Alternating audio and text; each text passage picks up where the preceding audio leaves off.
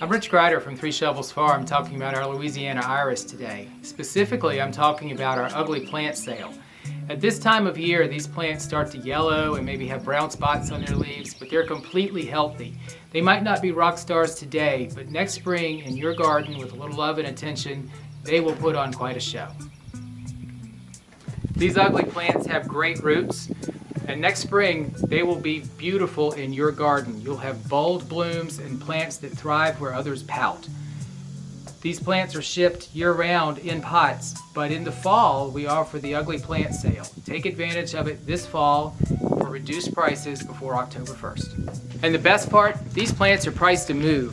4.5-inch pots at Please Take Me Home prices. Check out our website for individual pricing information. We do ship nationwide, so doesn't matter where you are, we can get them to you. Snag a Louisiana iris to fill your garden next season, or as a gift, or 5, at our ugly plant sale, because gorgeous things come to those who plant. Remember, the sale runs through October 1st.